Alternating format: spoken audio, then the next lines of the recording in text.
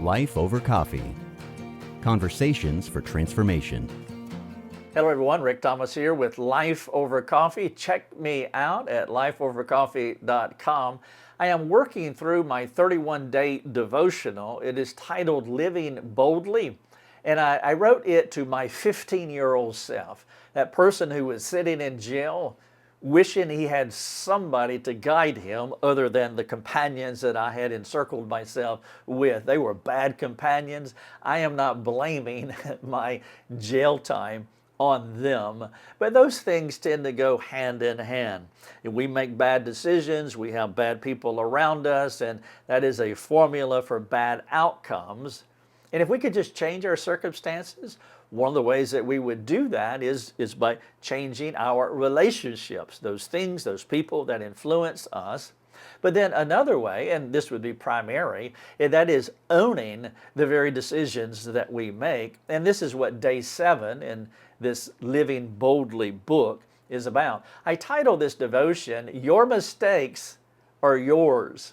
And if I were talking to my 15-year-old self sitting in jail, I would say that, Ricky, those mistakes are yours. And so this lesson is a tough one, no doubt, but it is essential. When you mess up, it's no one's fault but your own. Now, it's natural to want to blame others for our mistakes. That is our impulse. That's instinctive within an Adamic nature. That's exactly what Adam did. Lord, that woman you gave me, that's why we're in this mess that we are in.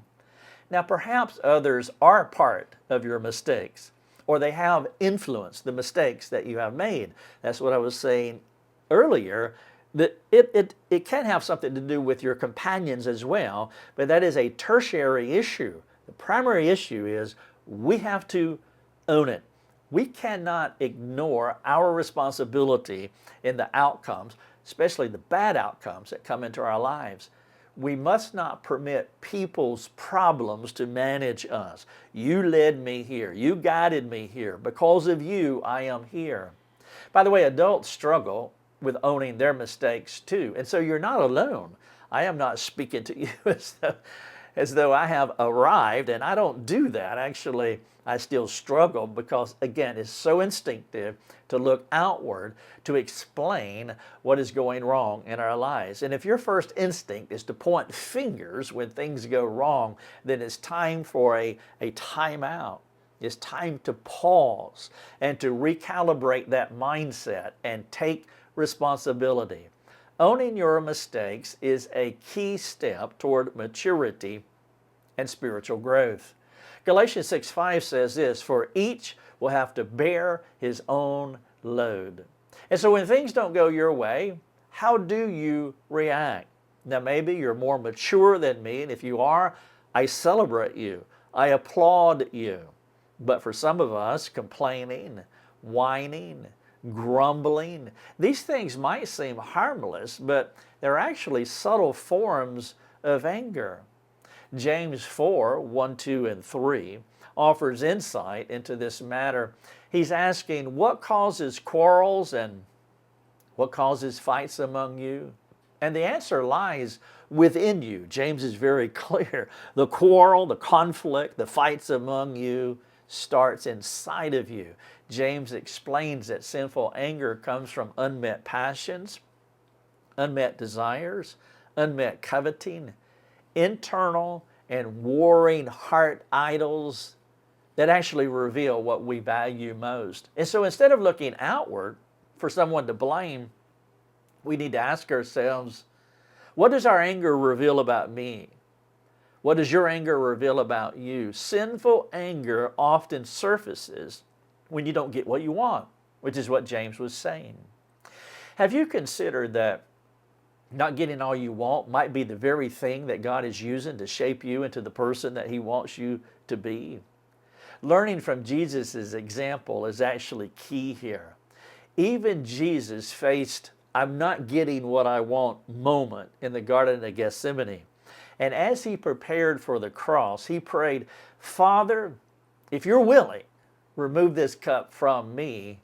And then the second sentence in Luke 22:42 says, nevertheless, not my will, but yours be done. Now, I am not suggesting that Jesus made a mistake here. I'm not suggesting that Jesus made any mistakes at all. He didn't. However, Jesus didn't want to endure the pain of the cross. He did not want to go through that circumstance. But here's the key. He submitted his desires to his Father's will. His example is your best option when you're struggling with anger or disappointment. Now, this is where we separate from Jesus. He never sinned. And so when we are in a situation that we don't want to go through or to be in, we can respond sinfully with anger or disappointment. You may not always get what you want, but you can choose to submit your life to God. And this is where we need to assimilate back into Christ again, though he never sinned. We need to come to that place to where, Father, your will be done, not mine. And when we pray in that kind of humble submission, then we begin to have sovereign clarity about what is going on before us, which will help us to respond right. When you do respond sinfully, however, your anger, your angst, it will not subside, and you will not gain the clarity on how to respond to life's challenges. Owning your mistakes and submitting to God's will are not easy steps. I understand that. But nevertheless, they are necessary for growth. Blaming others keeps you stuck in an endless cyclic rut, while taking responsibility moves you forward. It propels you into a different kind of life. Instead of asking, who's at fault, ask, what does this problem reveal about me? Is it possible that sovereign God could have permitted this problem in my life to help me to see myself with greater clarity? How can I grow from this? God will use sin sinlessly, meaning that the sinful things that happen, whether your fault or somebody else's fault, they can have redemptive and restorative purposes in your life. This is from my book, Living Boldly. It is a 31-day devotional. This is day 7. I titled it, Your Mistakes Are Yours. Thanks for joining us. Learn more and get access to other resources at lifeovercoffee.com.